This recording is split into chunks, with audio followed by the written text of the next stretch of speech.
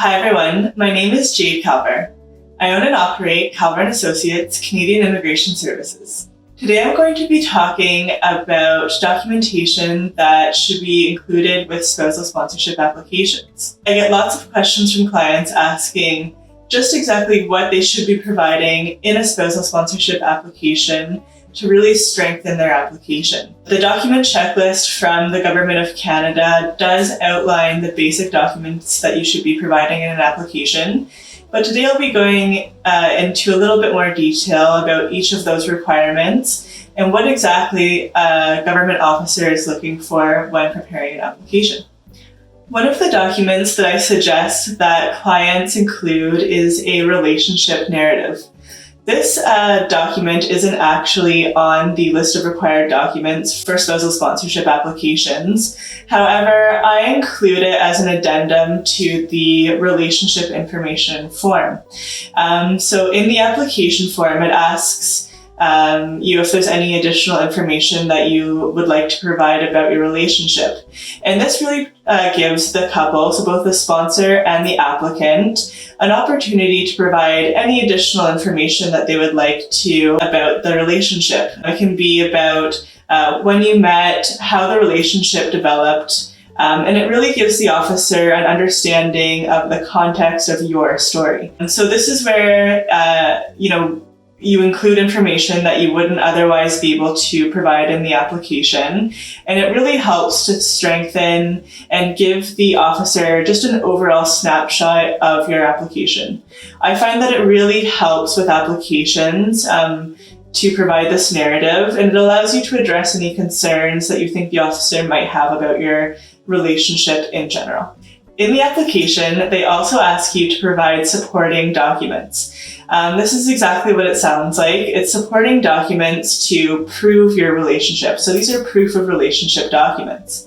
When it's an in-Canada application, these documents serve two purposes. First, that you actually live together in Canada, and second, that your relationship is legitimate. Some items that you can show for in-Canada applications are proof of joint bank account, joint licenses, joint car insurance, a lease or a joint deed to a house, joint life insurance, all showing both of you living at the same address. I have a lot of clients who try to submit an application maybe with just a phone bill and maybe something else, maybe some insurance or another utility bill. Keep in mind, it's really important to think about the implications of the supporting evidence that you're showing. For example, joint bank account is a much stronger proof of relationship document than a joint phone bill. It's a lot easier to get a joint phone bill than it is a joint lease or a joint bank account. You have to really think about the implications of these documents and how they help support your application. The officer is looking for financial interdependence, especially with spousal sponsorship applications, and that you really have supporting documentation for the application. If you're outside of Canada, these documents look more like proof of correspondence and proof of visits to one another. So you do have to include that. And in addition to that, I always say always provide proof of financial interdependency. Even if you don't send money back and forth, show that you do share finances and pay for things for one another, just to show that there is that financial interdependency in the relationship. Another part of the spousal sponsorship application are the relationship photos. So in a spousal sponsorship application, you need to include 20 photos from different dates and times in your relationship.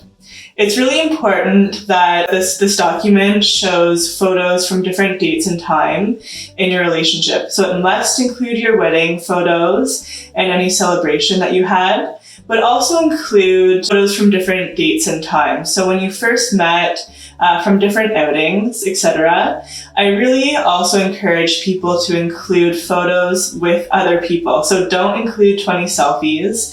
It should be put in chronological order, and it should show you with your friends and family from both sides, especially, showing that they know the other person and that there has been natural progression of the relationship from when you first met up until you were married or became common law partners in the case of common law applications. Another thing that we include in spousal sponsorship applications are letters from friends and family. These are really important and can be really crucial, especially in spousal or common law sponsorship applications where there's maybe limited other supporting documentation.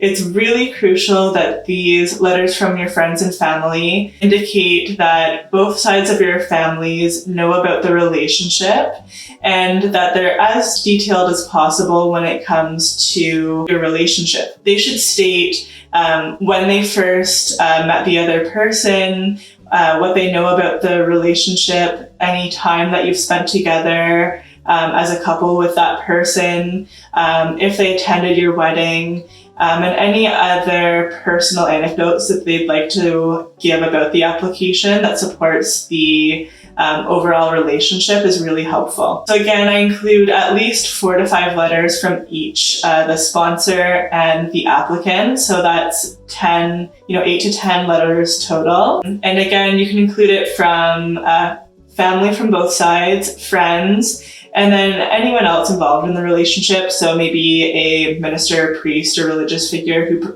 especially if they performed your marriage ceremony. And I also have linked a sample below for you that you can look at. These are really helpful. And again, the more detailed that these letters are, the better. So that's everything for today when it comes to sponsorship applications and common reasons for refusal.